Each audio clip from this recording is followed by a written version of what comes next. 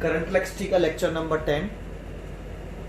आज हम इसमें series combination of resistance and parallel combination of resistance को स्टडी करते हैं।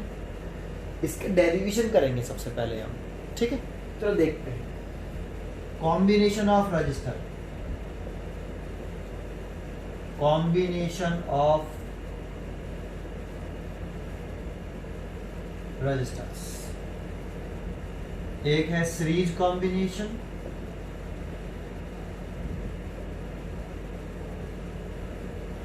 ऑफ रजिस्टर्स, और दूसरा होता है parallel combination of resistor, parallel combination of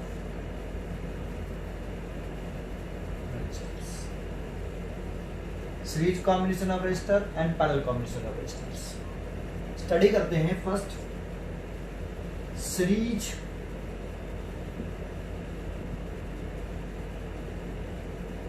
combination of resistors. तो देखो इसमें करंट सेम रहती है ऑल रेजिस्टेंस में। सीरीज कॉम्बिनेशन हुआ तो जो रेजिस्टेंस सीरीज कॉम्बिनेशंस में है उन सभी रेजिस्टेंसों में करंट की वैल्यू सेम रहती है और उनके across potential difference, every resistance के अक्रॉस पोटेंशियल डिफरेंस डिफरेंट होता है। कैसे जानते हैं? तो देखो यहां पर मैं एक सर्किट डायग्राम बना रहा हूं। मान लो ये तीन रेजिस्टेंस हमें कनेक्टेड हैं इस तरीके से। एक रेजिस्टेंस है इसका R1, इसका रेजिस्टेंस है R2 और इसका रेजिस्टेंस है R3। और ये पॉइंट डाल दिए मैंने, एक पॉइंट A और एक पॉइंट B। हम क्या चाहते हैं, इनका कॉम्बिनेशन करके इक्विवेलेंट रेजिस्टेंस फाइंड आउट करें। नेट रेजिस्टेंस कितना होगा इन तीनों रेजिस्टेंसों का। इन तीनों को मैंने कंबाइंड करके एक नेट रेजिस्टेंस फाइंड आउट करना चाहता हूं। तो आपसे क्वेश्चन क्या आएगा कि find the equivalent resistance between point A and B.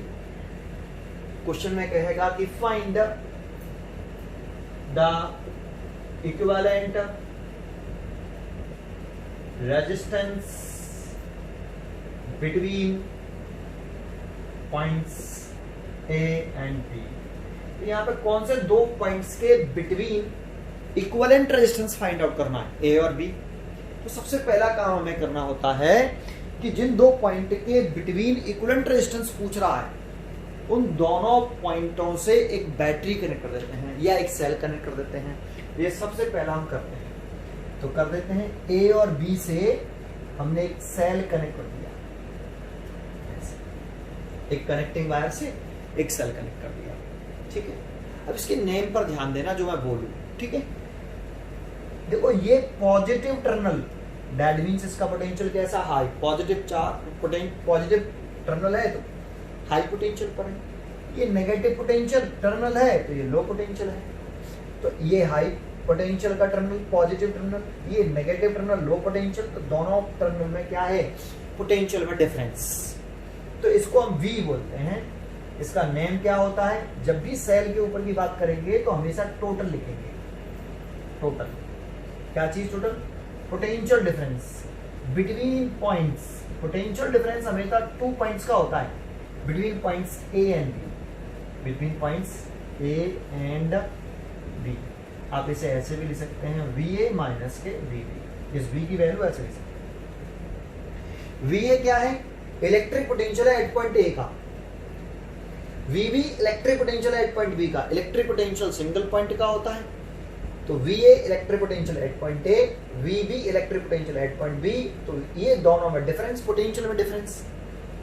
तो potential difference between points A and B, V का नेम। सेल के ऊपर जब लिखेंगे तो उसको हमेशा टोटल पोटेंशियल डिफरेंस कहेंगे। ये इंपॉर्टेंट वर्ड है, ठीक है, टोटल पोटेंशियल डिफरेंस, ठीक है। अब इसको ए पॉइंट और बी पॉइंट का टोटल पोटेंशियल डिफरेंस क्यों कहा, क्योंकि सेल का जो पॉजिटिव टर्मिनल है डायरेक्टली पॉइंट ए से कनेक्टेड है एक कनेक्टिंग वायर के थ्रू, और इसमें कोई डिवाइस कनेक्टेड नहीं है बिटवीन पॉइंट ए और सेल के पॉजिटिव टर्मिनल के बीच में, है ना। और नेगेटिव टर्मिनल डायरेक्ट बी से, डायरेक्ट कोई अंदर डिवाइस कनेक्ट नहीं होना चाहिए, ठीक है। तो देखो direct negative terminal directly cell का बी से कनेक्टेड है, इसीलिए इस पोटेंशियल डिफरेंस को between points A and B कहते हैं। ठीक है, एक पॉइंट। अब यहां से पॉजिटिव टर्मिनल से करंट निकलती है, ये आई, और इस करंट को हम बोलते हैं टोटल करंट। जो भी पॉजिटिव टर्मिनल से करंट निकलेगी उस करंट का नाम होगा टोटल करंट। ठीक है, ये टोटल करंट है। देखो, इसको टोटल पोटेंशियल डिफरेंस कह रहे हैं, इसे टोटल करंट कह रहे हैं। इसमें टोटल इंपॉर्टेंट वर्ड है। ठीक है, अभी समझ में आएगा जब मैं क्वेश्चन करूंगा तब। ठीक है, अब ये टोटल करंट यहां से चल रही है, यहां से सेल ने करंट ड्रॉ करी आई। एक पॉइंट और बोल दो कि सेल के पॉजिटिव टर्मिनल से जितनी करंट लीव करेगी, सेल के नेगेटिव टर्मिनल में उतनी ही करंट एंटर करनी चाहिए, तभी करंट का डिस्ट्रीब्यूशन सही होता है। ठीक है, तो जितना सेल के पॉजिटिव टर्मिनल से करंट लीव कर रही है उतनी ही नेगेटिव टर्मिनल में एंटर करनी चाहिए। एक पॉइंट। ठीक है, तो जरा एक पहले मैं आपको देखो यहाँ करंट के डिस्ट्रीब्यूशन के बारे में कुछ पॉइंट्स बता दूं। जब भी आप करंट का डिस्ट्रीब्यूशन करें, मतलब करंट निकालें सेल्स के पॉजिटिव टर्मिनल से, तो एक पॉइंट आपको ये ध्यान रखना है कि सेल के पॉजिटिव टर्मिनल से जितनी करंट लीव करेगी नेगेटिव टर्मिनल में उतनी ही करंट एंटर करनी चाहिए। एक। दूसरा, एक सिंगल वायर में एक ही मैग्नीट्यूड का और एक ही डायरेक्शन में करंट फ्लो कर सकता है। सिंगल वायर की बात कर रहे हैं। ठीक है, ये करेक्ट है, ये भी करेक्ट है। तीसरा, एक वायर में ऐसा नहीं हो सकता कि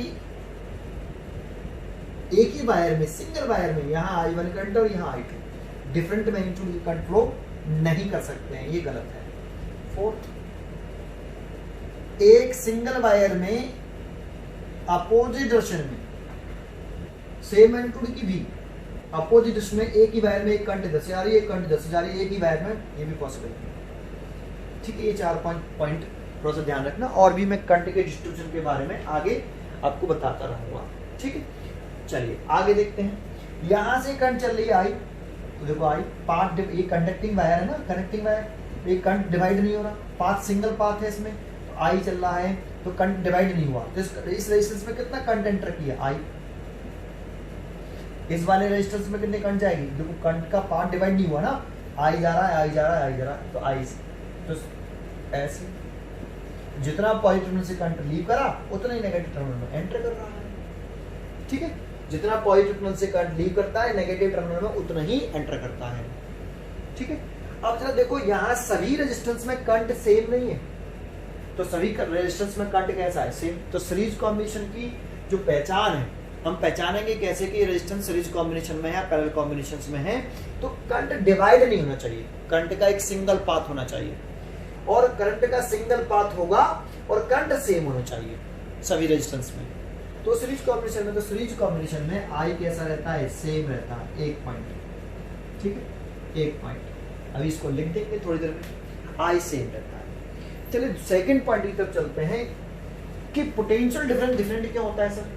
पोटेंशियल डिफरेंस सीरीज कॉम्बिनेशन के अक्रॉस जो जितने भी रेजिस्टेंस लगे हैं उन सभी रेजिस्टेंस के अक्रॉस पोटेंशियल डिफरेंस की वैल्यू डिफरेंट डिफरेंट होती है। कैसे, तो एक पॉइंट नोट करते हैं, ये वेरी मोस्ट इंपॉर्टेंट पॉइंट है, काफी काम आएगा जब हम न्यूमेरिकल करेंगे तब। ठीक है, जरा सुनना। जैसे ही मैं आपको एक पॉइंट बोल रहा हूं, जैसे मैंने एक ये रेजिस्टेंस बना लिया आ, इस रेजिस्टेंस का एक एंड डायरेक्टली, इस रेजिस्टेंस का एक एंड डायरेक्टली पी पॉइंट से कनेक्टेड है और ये दूसरा एंड डायरेक्टली क्यू पॉइंट से कनेक्टेड है, और इस रेजिस्टेंस में करंट फ्लो कर रही है आई, है ना। इसका जो पी पॉइंट और क्यू पॉइंट का जो पोटेंशियल डिफरेंस है वो वी है।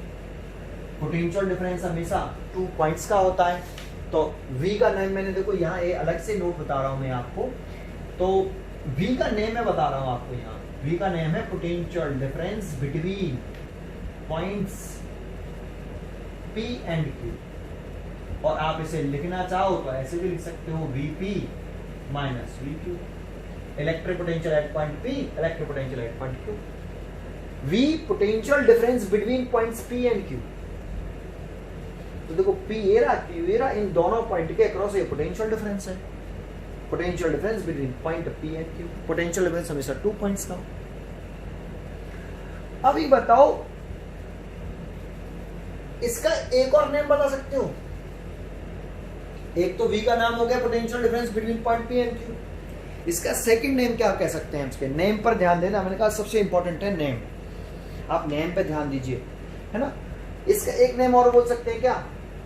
Potential difference across, potential difference across register R, resistance R। P और Q का जो पोटेंशियल डिफरेंस है वही इस रेजिस्टेंस R का पोटेंशियल डिफरेंस है। दैट मींस V को हम पोटेंशियल डिफरेंस अक्रॉस R बोल सकते हैं। इस रेजिस्टेंस का एक एंड डायरेक्टली P से है और दूसरा एंड डायरेक्टली Q से है। जिस भी डिवाइस का एक एंड P से कनेक्टेड होगा और दूसरा एंड Q से कनेक्टेड होगा, ये पोटेंशियल डिफरेंस उसी डिवाइस का पोटेंशियल डिफरेंस कहलाएगा।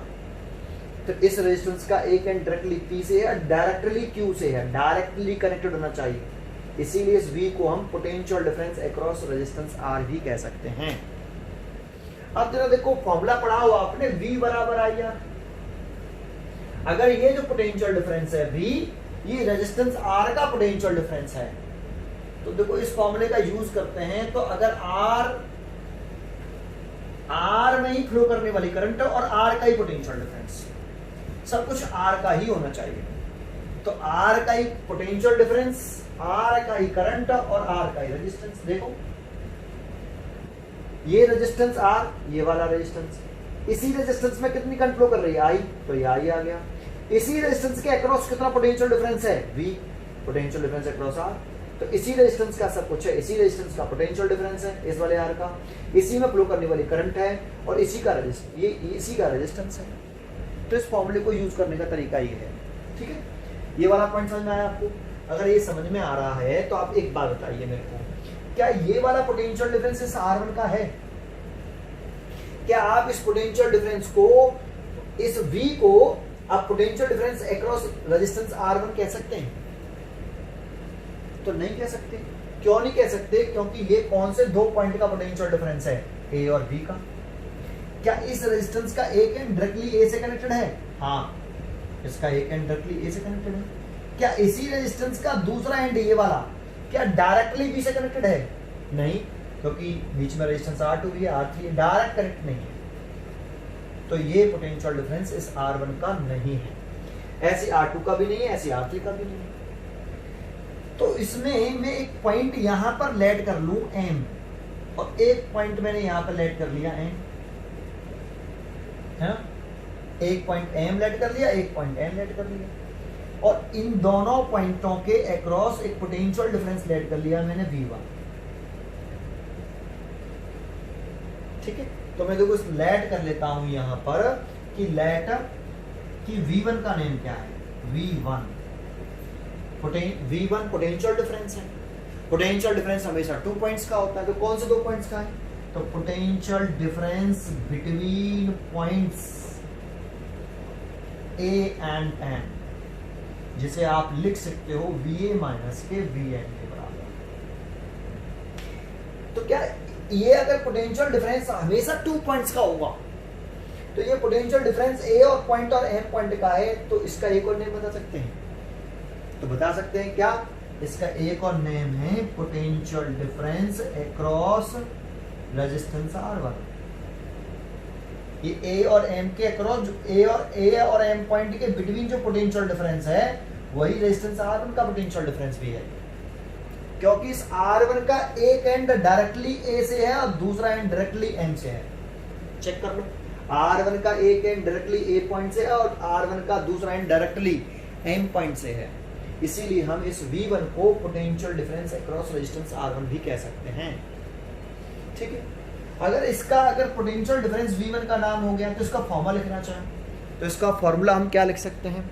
तो इसका हम फॉर्मूला लिख सकते हैं, V1 की जो वैल्यू लिख सकते हैं।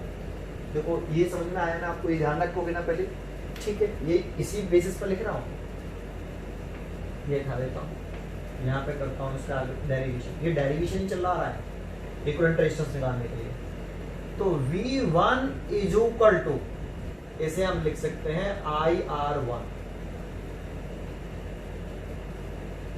V बराबर IR का यूज करके इसका यूज करके। ये बताओ रेजिस्टेंस कौन सा लिखा हमने, R1, तो R1 में ही फ्लो करने वाली करंट, तो R1 में कौन सी करंट फ्लो कर रही है, I, और R1 के ई अक्रॉस पोटेंशियल डिफरेंस, तो R1 के अक्रॉस कितना पोटेंशियल डिफरेंस है, V1, तो सब कुछ R1 का, पोटेंशियल डिफरेंस भी R1 के अक्रॉस है, करंट भी R1 फ्लो कर रही है, रेजिस्टेंस भी R1 का है, तो V1 is equal to IR1।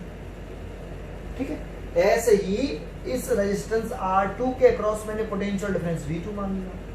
चलिए पोटेंशियल डिफरेंस तो दो पॉइंट्स के अक्रॉस होता है, तो लेट कर लेते हैं एंड V2 का नेम बताइए, तो V2 का नेम है potential difference between points M and N। इसे ऐसे भी लिख सकते हैं VVM माइनस VM। ठीक है, M और N के क्रॉस पोटेंशियल डिफरेंस है तो VM माइनस VM। क्या V2 का इसका दूसरा नाम देखें तो इसका दूसरा नेम क्या लिख सकते हैं हम, इसी का potential difference across resistance R2। क्या R2 का एक एंड डायरेक्टली M से है, तो R2 का एक एंड डायरेक्टली M से है, R2 का दूसरा एंड डायरेक्टली N से है, तो डायरेक्टली कनेक्टेड होना चाहिए, एक एंड M से और दूसरा एंड डायरेक्टली N से, इसीलिए इसका दूसरा नाम लिख सकते हैं हम पोटेंशियल डिफरेंस अक्रॉस R2। समझ में आ गया? फिर फॉर्मूला लिख दो, V2 इज इक्वल टू कितना, IR2। R2 रेजिस्टेंस है, R2 में ही फ्लो करने वाली करंट है I, और R2 का ही पोटेंशियल डिफरेंस है। चेक कर लो, ये R2 का ही जो पोटेंशियल डिफरेंस था V2, और R2 में कितनी करंट फ्लो कर रही है I, उसका रेशियो कितना है R2, तो V is equal to IR2। Clear है? ठीक है, अब ऐसे ही एंड V3 का नेम लिखें, तो V3 हम इसको मान लेते हैं ये ना, ये V3 है। V3 कौन से दो पॉइंट का पोटेंशियल डिफरेंस है, पोटेंशियल डिफरेंस बिटवीन पॉइंट्स कौन से वाले, and B, N and B, तो इसे लिख सकते हैं हम VN माइनस के V। और इसका एक और नाम लिखना चाहें तो potential difference across R3, potential difference across R3, क्योंकि R3 का एक एंड डायरेक्टली N से, दूसरा एंड डायरेक्टली B से, तो इसको हम ऐसे भी लिख सकते हैं V3 बराबर IR3, इस वाले फॉर्मूले का यूज करके। R3 का ही रेजिस्टेंस, R3 में ही फ्लो करने वाली करंट और R3 का ही पोटेंशियल डिफरेंस। अच्छा, इस V का नाम क्या था, potential difference between points A and B, तो A ये रहा, ये B ये रहा, तो ये यहाँ से यहाँ तक का है, तो ये V ही तो यहाँ से यहाँ तक का, ये टोटल पोटेंशियल डिफरेंस V, ये V तीन पार्ट में डिवाइड नहीं हुआ, देखो इतना V तीन पार्ट में डिवाइड हो गया, V1 V2 और V3। इसीलिए टोटल पोटेंशियल डिफरेंस अगर लिखें तो total potential difference between points A and B, तो हम लिख सकते हैं V1 plus V2 plus V3। Total potential difference is equal to V1 plus V2 plus V3। इस V की वैल्यू इन तीनों के सम के बराबर होगी। अब क्वेश्चन ये उठता है, सर इस V की वैल्यू इन तीनों के बराबर होगी, सम के बराबर होगी, ये कैसे प्रूफ होगा? तो इसे हम प्रूफ भी कर सकते हैं। देखो, अगर प्रूफ करना चाहो तो राइट हैंड साइड ले लो, right hand side red V से वाला डालो, V1 plus V2 plus V3, इसको तुम सॉल्व करो, अगर V आ जाए तो कैसे आएगा सर? तो जरा V1 की वैल्यू चेक करते हैं। V1 का नेम क्या था हमारा? V1 का नेम था potential difference VA, potential difference between points A and N, और V1 की वैल्यू कितनी थी? VA minus VN। तो V1 की जगह पे हम लिख सकते हैं VA माइनस के VN प्लस V2 का नेम MN, तो इसकी वैल्यू कितनी थी? ये, तो वैल्यू पुट कर दो, VM minus VN plus V3 की वैल्यू, V3 का नेम क्या है? ये ना, इसकी वैल्यू कितनी है? ये रही, VN माइनस VB, तो वो VN से VN कट गया, VM से VM कट गया, किसके बराबर आ गया? ये VA माइनस के VB। और VA माइनस VB किसके बराबर है? देखो, VA माइनस VB की वैल्यू किसके बराबर है? V के, तो इसे हम V कह सकते हैं। तो V1 plus V2 plus V3 V के बराबर है कि नहीं? चेक करो, क्लियर है? तो ये प्रूफ नहीं करना होता है, डायरेक्टली लिख सकते हो आप इसे, ठीक है, ऐसे लिख सकते हैं। अब आगे बढ़ाएं, तो आगे कैसे बढ़ाएं? तो देखो, इस पूरे रेजिस्टेंस का हमने कॉम्बिनेशन करके इक्विवेलेंट रेजिस्टेंस निकालना चाहते हैं ना, तो इनका कॉम्बिनेशन करके अगर हम इक्विवेलेंट रेजिस्टेंस निकालेंगे तो हमें एक सर्किट डायग्राम बनाना पड़ेगा इसके इक्विवेलेंट। ऐसे भाई तीनों का कॉम्बिनेशन कर लिया तो एक इक्विवेलेंट रेजिस्टेंस बन जाएगा। मान लो इन तीनों का इस R1 R2 R3 का कॉम्बिनेशन करके जो टोटल रेजिस्टेंस आया वो R इक्विवेलेंट है, ये R है ना, ये जोड़ दिया ऐसे, इन तीनों का कॉम्बिनेशन करके R बना, और ये पॉइंट A है, ये पॉइंट B है, और ऐसे कैसे सेम टू सेम जोड़ लीजिए आप इसको, ये B था, ये करंट I थी, अब इसमें कितनी करंट जा रही है I, ऐसे what the name of R, equivalent resistance between point A and B। अब एक बात बताओ, ये टोटल पोटेंशियल डिफरेंस है, तो ये टोटल रेजिस्टेंस है, ये टोटल करंट है, तो अगर हम V बराबर लिखना चाहें तो IR लिख सकते हैं ऐसे। दोबारा से अगर हम टोटल पोटेंशियल डिफरेंस लिख रहे हैं, इस फॉर्मूले का यूज कैसे करते हैं, इस फॉर्मूले का यूज कर रहे हैं, अगर हम यहाँ टोटल पोटेंशियल डिफरेंस लिख रहे हैं तो टोटल करंट लिखना पड़ेगा और टोटल रेजिस्टेंस लिखना पड़ेगा सर्किट का। अगर हम R1 के अक्रॉस पोटेंशियल डिफरेंस देख रहे हैं तो R1 का रेजिस्टेंस लिखेंगे, R1 में फ्लो करने वाली करंट लिखेंगे और R1 का पोटेंशियल डिफरेंस लिखेंगे।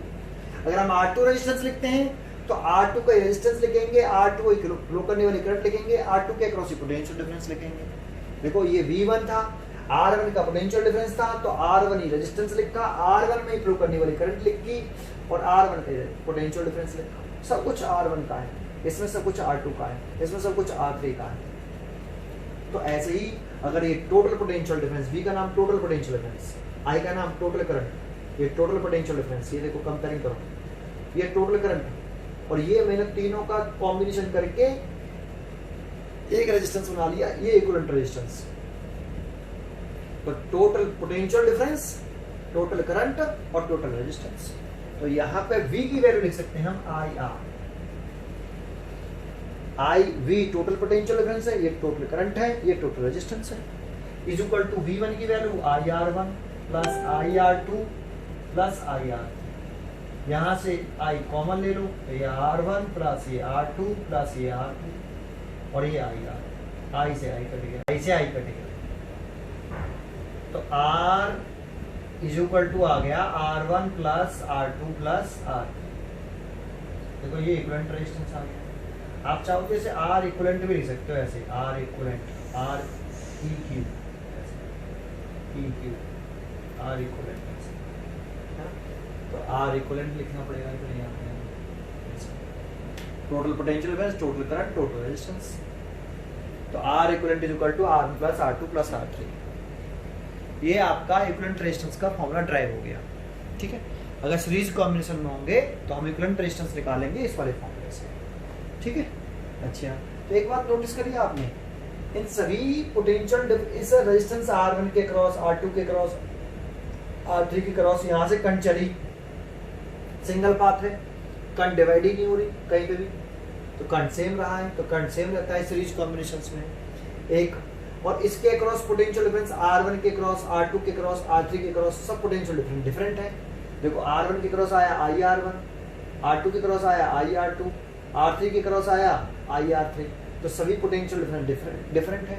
ये जो टोटल पोटेंशियल डिफरेंस है वो 3 पार्ट्स में डिवाइड हुआ है यहाँ पे, ठीक है।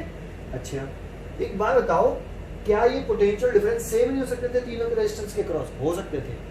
कब? रेजिस्टेंस अगर R1 R2 R3 तीनों इक्वल होते, अगर R1 भी R2 ऐसे होता, ये हटा देता हूं, अगर R1 R2 और R3 मान लो R है, तो इक्विवेलेंट रेजिस्टेंस कितना आता? इस वाले फॉर्मूले से इक्विवेलेंट रेजिस्टेंस कितना आता? तो इस वाले फॉर्मूले से इक्विवेलेंट रेजिस्टेंस आता 3R। R1 R2 R3 R के बराबर, तो इक्विवेलेंट रेजिस्टेंस आता 3R। तो करंट तो यहां से I चल रही है, तो करंट तो सेम ही रहेगी, अभी भी इसमें करंट चल रही है, करंट सेम, कहीं पे डिवाइड नहीं हुई।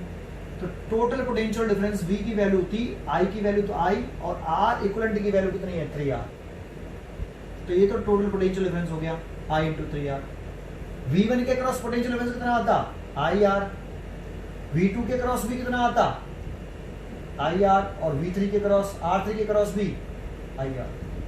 क्योंकि देखो V1 अगर resistance R1 R2 R3 equal होते, सब R के बराबर, तो V1 की वैल्यू लिखता I × R, I × R, I × R, तो V1 V2 V3 सब इक्वल आते किसके? IR। अगर सोचो ये टोटल पोटेंशियल डिफरेंस कितना है? 3IR।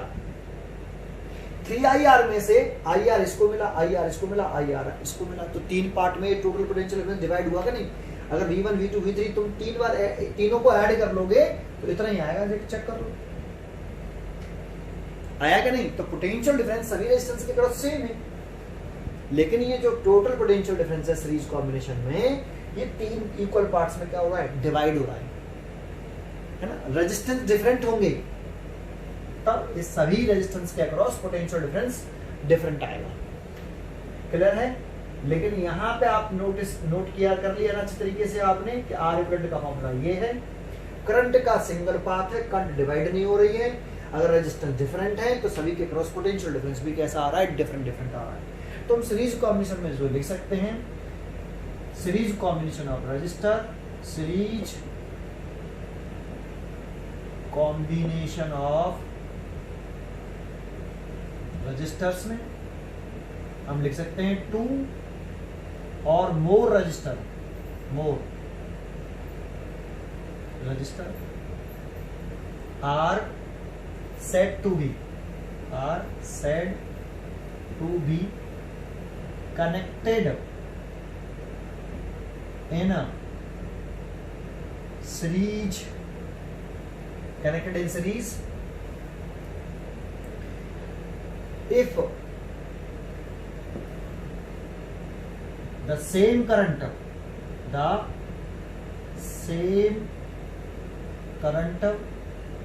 passes through all the resistors,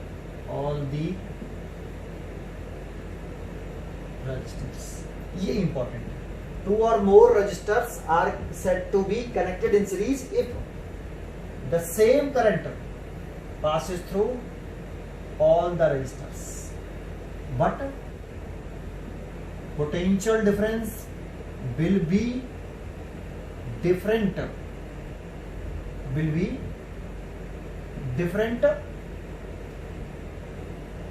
across different resistors,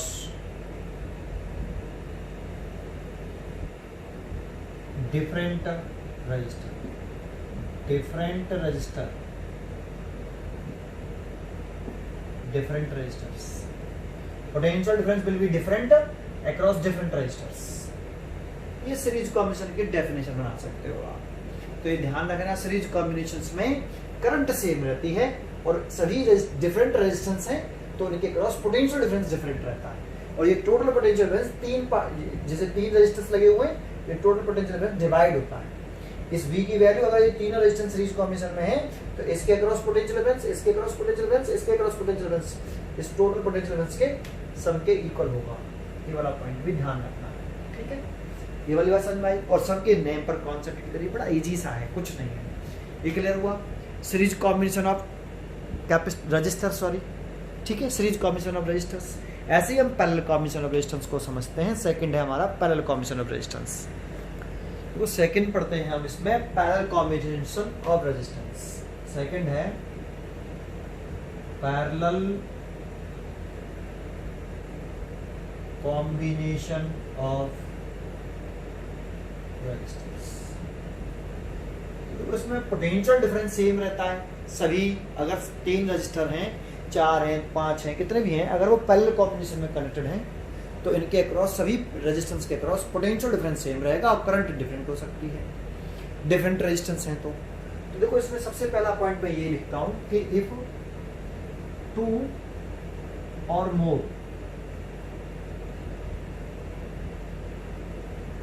resistors are said to be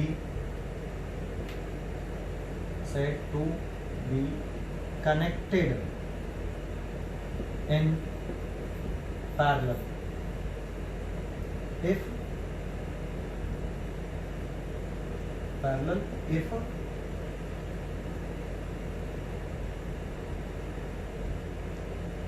the potential difference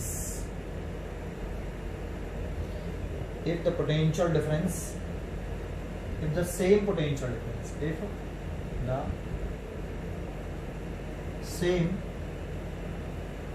difference exists across all resistors, but current will be different across different resistors, different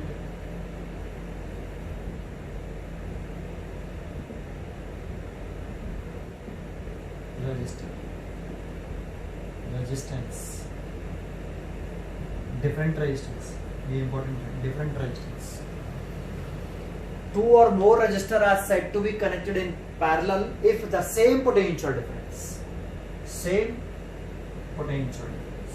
exist all resistors and current different resistor.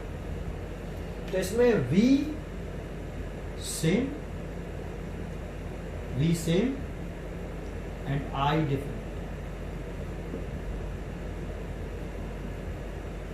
ठीक है, अब इसको समझते हैं कि इसमें सभी resistance parallel combinations में सभी रेजिस्टेंस के क्रॉस पोटेंशियल डिफरेंस सेम कैसे रहता है और करंट डिफरेंट कैसे होती है. ठीक है, तो देखो एक सर्किट डायग्राम बनाते हैं हम. तो एक सर्किट डायग्राम मैंने ऐसे बनाया, यही बना लेता हूं. एक रेजिस्टेंस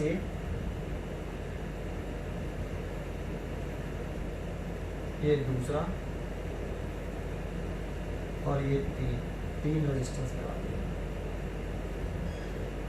ये रेजिस्टेंस R1, ये रेजिस्टेंस R2 और ये रेजिस्टेंस R3 और ये पॉइंट A और ये वाला पॉइंट B. इन तीनों का इक्विवेलेंट कॉम्बिनेशन करके देखो पैरेलल कॉम्बिनेशन ऑफ रेजिस्टेंस पढ़ना है. तो तीनों रेजिस्टेंसों का कॉम्बिनेशन करके इक्विवेलेंट रेजिस्टेंस फाइंड आउट करना है. तो कभी भी क्वेश्चन आता है वो ये जरूर बताता है, कभी भी इक्विवेलेंट रेजिस्टेंस फाइंड आउट करना हो तो वो बताएगा कि कौन से दो पॉइंट के बिटवीन इक्विवेलेंट रेजिस्टेंस निकालना है. तो हमसे कह रहा है कि find the equivalent resistance between point A and B. तो ए एंड बी से एक बैटरी कनेक्ट कर लेंगे या सेल कनेक्ट कर लेंगे किसी कंडक्टिंग वायर के द्वारा. तो एक कनेक्टिंग वायर है आपका, कंडक्टिंग वायर, इसके द्वारा एक सेल कनेक्ट कर लिया between points A and B से. ये भी इसका पॉजिटिव टर्मिनल डायरेक्टली ए से है, कंडक्टिंग वायर से कनेक्टेड है, तो ऐसे डायरेक्टली कोई डिवाइस कनेक्टेड नहीं है. नेगेटिव टर्मिनल इस सेल का डायरेक्टली बी पॉइंट से कनेक्टेड है, कोई डिवाइस बीच में नहीं है. इसका नाम होगा टोटल. ये टोटल इंपॉर्टेंट वर्ड है.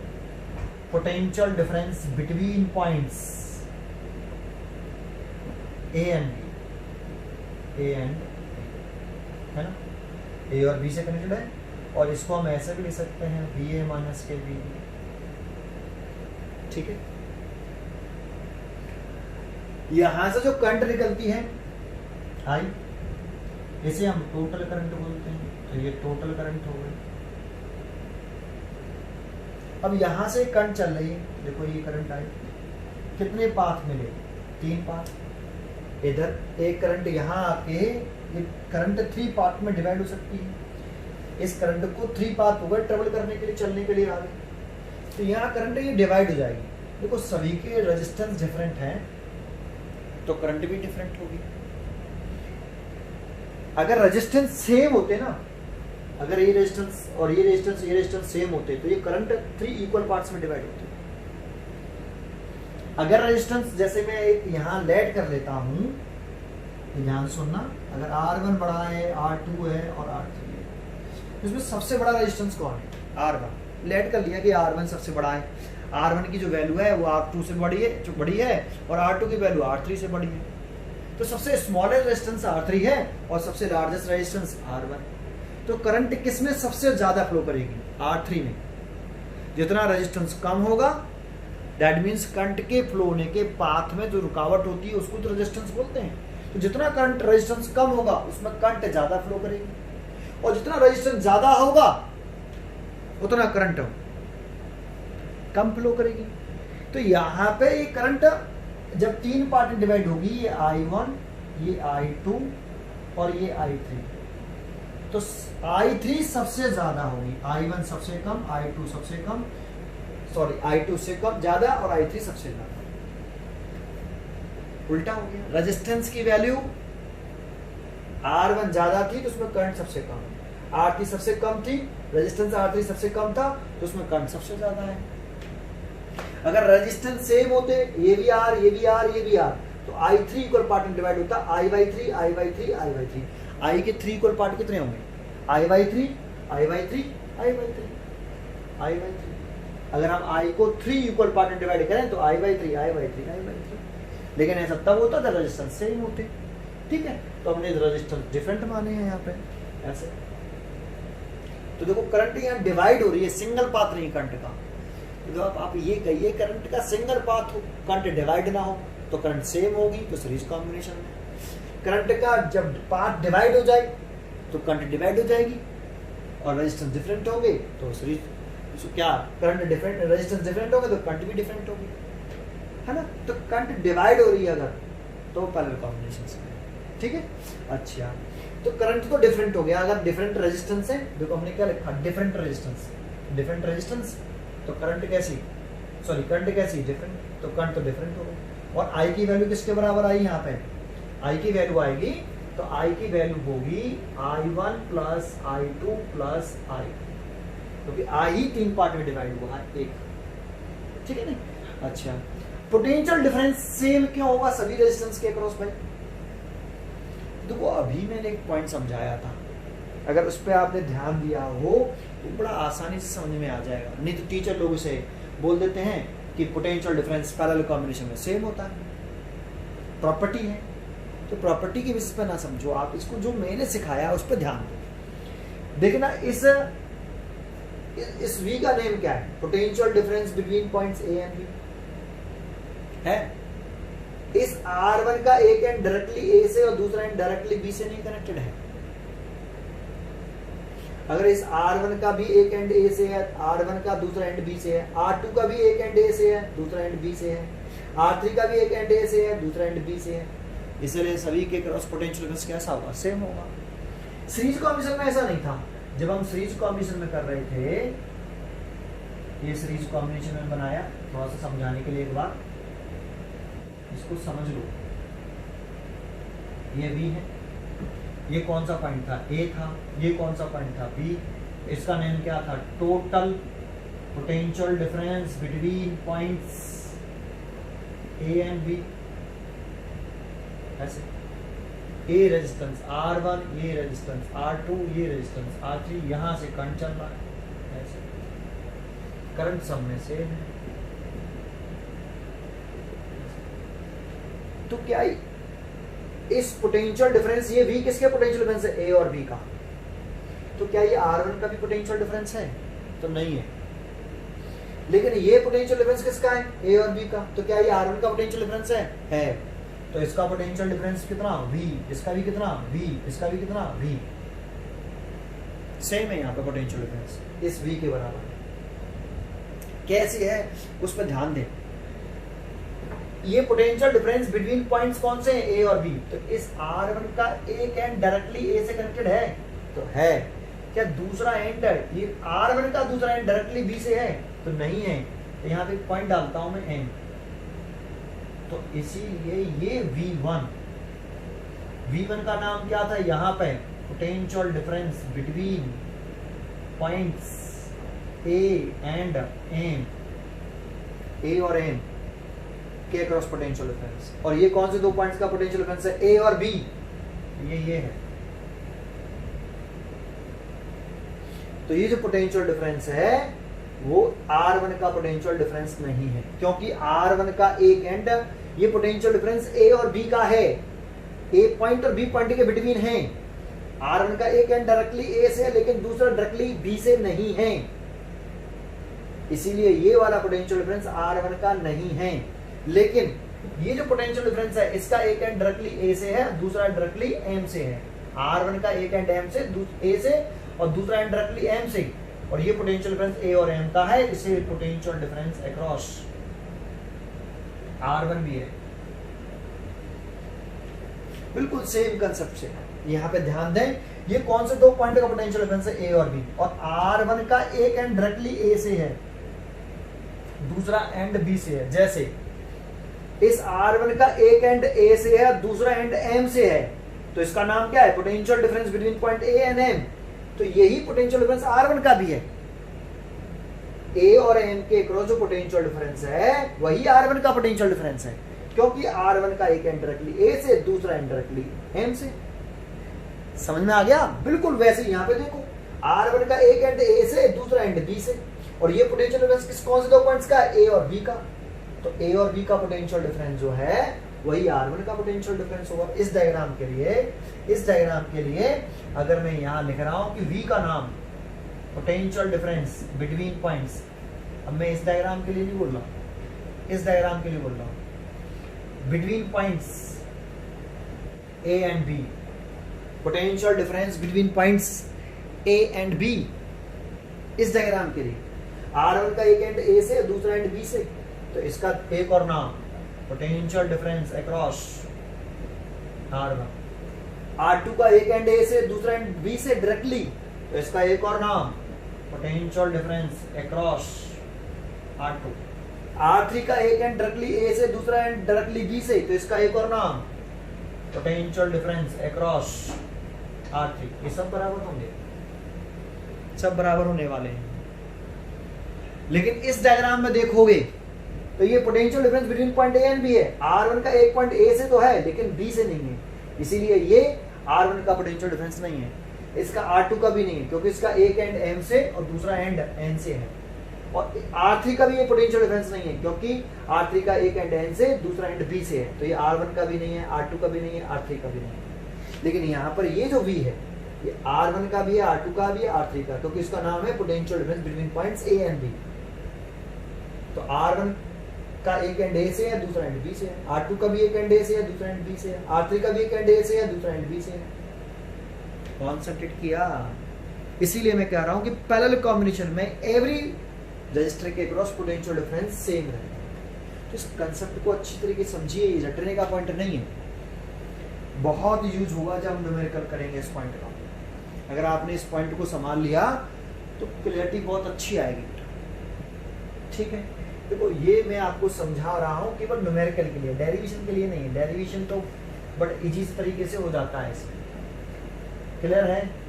ठीक है, यहाँ तक समझ में आ गया आपको? तो हमने ये पोटेंशियल डिफरेंस सबका V, इसका भी V, इसका भी V, इसका भी V क्यों कर दिया, समझ में आया?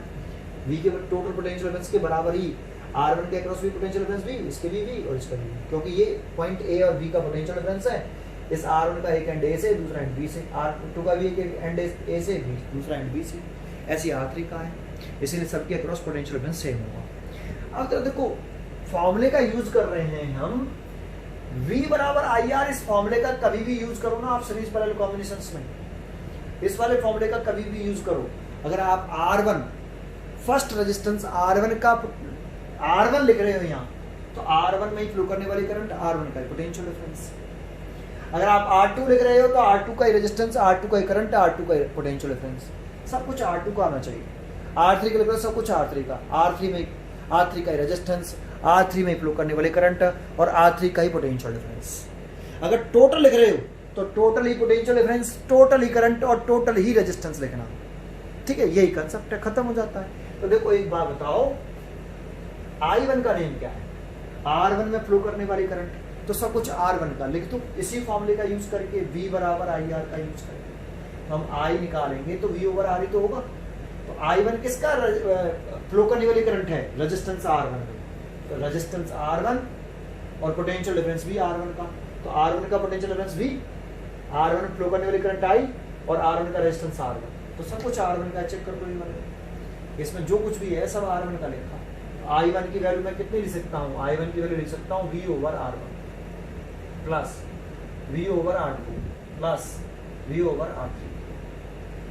ये R1 में फ्लो करने वाली करंट है तो R1 का पोटेंशियल डिफरेंस लिखा है, R1 का रेजिस्टेंस लिखा है।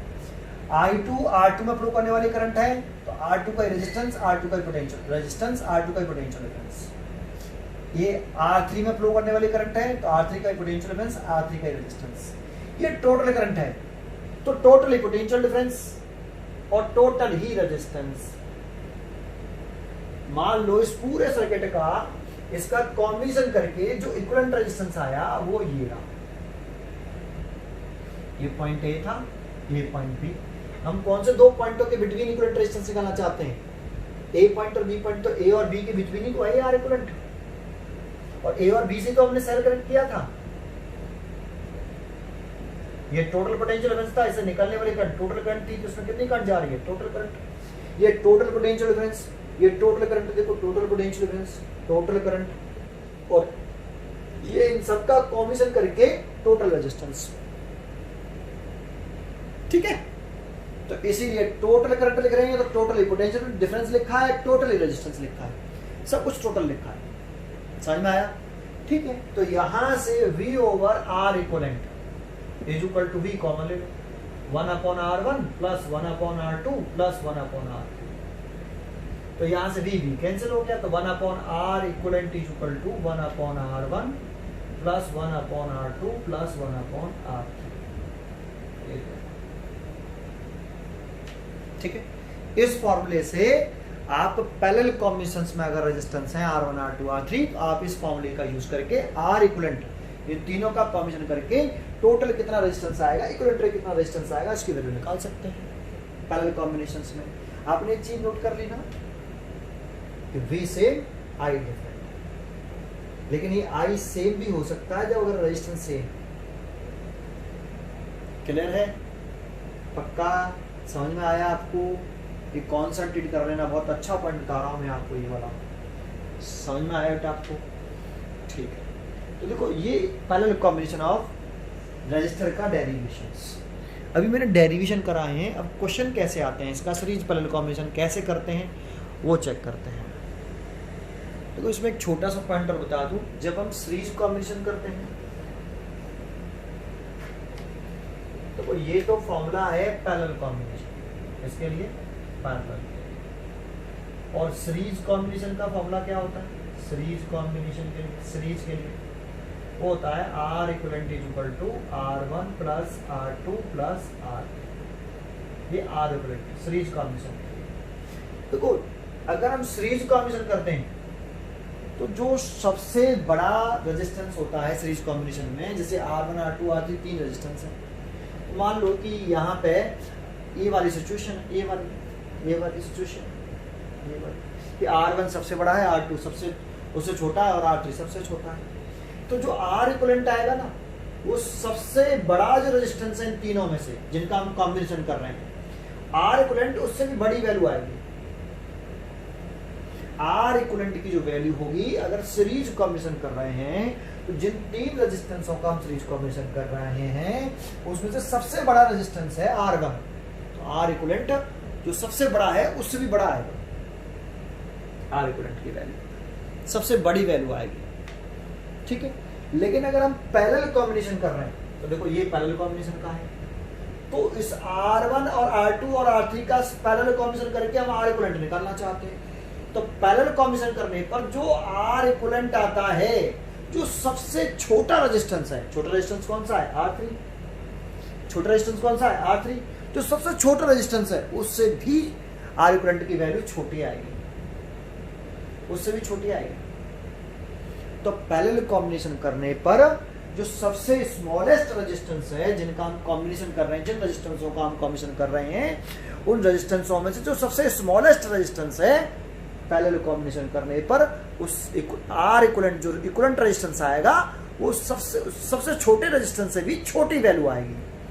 और पैरेलल सीरीज कॉम्बिनेशन करने पर जो सबसे बड़ा रेजिस्टेंस है उससे भी बड़ी आएगी। तो अगर क्वेश्चन पूछता है कि तीन रजिस्टर हैं तो उनको आप किस तरह से कॉम्बिनेशन करोगे जिससे मैक्सिमम रेजिस्टेंस ऑब्टेन हो? बेटा उन तीनों रेजिस्टेंसों का कॉम्बिनेशन करिए जिससे मैक्सिमम रेजिस्टेंस ऑब्टेन हो। तो कौन सा कॉम्बिनेशन करोगे, सीरीज या पैरेलल? तो सीरीज कॉम्बिनेशन करना चाहिए, क्योंकि सीरीज कॉम्बिनेशन में जो R इक्विवेलेंट आता है, जो सबसे बड़ा रेजिस्टेंस है उससे भी बड़ी वैल्यू आती है ना। तो क्वेश्चन पूछेगा कि तीन रेजिस्टेंस हैं, इनका आप किस टाइप का कॉम्बिनेशन करना चाहोगे जिससे इक्विवेलेंट रेजिस्टेंस मैक्सिमम वैल्यू प्राप्त करे, तो सीरीज कॉम्बिनेशन। और अगर क्वेश्चन ये पूछता है कि तीन रेजिस्टेंस है, आप इसका किस टाइप का कॉम्बिनेशन करोगे जिससे इक्विवेलेंट रेजिस्टेंस मिनिमम आए, तो फिर पैरेलल कॉम्बिनेशन। तो पैरेलल कॉम्बिनेशन करेंगे तो इक्विवेलेंट रेजिस्टेंस मिनिमम आएगा, और सीरीज कॉम्बिनेशन करोगे तो इक्विवेलेंट रेजिस्टेंस मैक्सिमम आएगा। ठीक है, ये बहुत ही अच्छा पॉइंट है, क्वेश्चन में ये वर्ड यूज कर सकता है, ठीक है। अच्छा, आगे इसमें एक मैं छोटा सा क्वेश्चन कराता हूँ, फिर नेक्स्ट कल की वीडियो में लेक्चर नंबर 11 में हम सीरीज पैरेलल कॉम्बिनेशन के क्वेश्चंस करेंगे, ठीक है। एक क्वेश्चन मैं यहाँ लिखता हूँ इजी सा, मैंने एक इजी सा क्वेश्चन लिखा, the resistance are 2R 4R 8R dot dot dash infinite. 8R के बाद 16R आएगा, देखो डबल हो रहा है, R का डबल 2R, 2R का डबल 4R, 4R का डबल 8R, 8R का डबल 16R, फिर उसका डबल, इनफाइनाइट सीरीज है, are connected in parallel, what is their resultant will be. तो देखो पैरेलल कॉम्बिनेशन में R इक्विवेलेंट पूछ रहा है, तो R equivalent is equal to, formula क्या होता है 1/R1 plus 1/R2 plus 1/R3, तो 1/R1 कितना है R plus 1/R2 2R, 1/R3 4R, 1/R4 8R and so on infinity series है ना। इसमें से अगर आप 1/R कॉमन ले लो, ये 1 प्लस ये 1/2 प्लस ये 1/4 plus 1/8 plus dot dot dash infinity, ये 1/R इक्विवेलेंट ऐसे, ठीक है। अब ये बताओ, ये जो दिख रही है आपको, ये जीपी सीरीज है, कैसी है जीपी, आर एन जीपी। तो देखो अगर आपको ये नहीं मालूम तो ये मैं पीछे कई बार बता चुका हूँ, एक कैपेसिटर में बताया था, एक बार और बता देता हूँ। S infinity, S for sum, infinite series का sum is equal to a plus a r plus a r square plus and so on infinity. जैसे ये एक सीरीज दे रखी है इनफिनिटी सीरीज, ऐसे ही है, ये फर्स्ट टर्म है, ये सेकंड टर्म, ये थर्ड टर्म, इसमें फर्स्ट टर्म कौन है 1, सेकंड टर्म 1/2, थर्ड टर्म 1/4, ऐसे यहाँ first term, second term, third term. इसका इसमें डिवाइड करें, इसका इसमें डिवाइड करें, तो डिवाइड करने पे जो आता है उसे बोलते हैं हम कॉमन रेशियो। क्या बोलते हैं? Common ratio. तो इसका इसमें डिवाइड करो तो ए आर का डिवाइड ए आर में ए का डिवाइड, तो कितना आया आर। ऐसे इसका इसमें डिवाइड करो, ए आर स्क्वायर का डिवाइड ए आर में, ए आर का डिवाइड इसमें करो तो कितना आया आर। अगर सेम आए, वैल्यू कैसी आ रही है सेम, तो R N G, R N G है ना।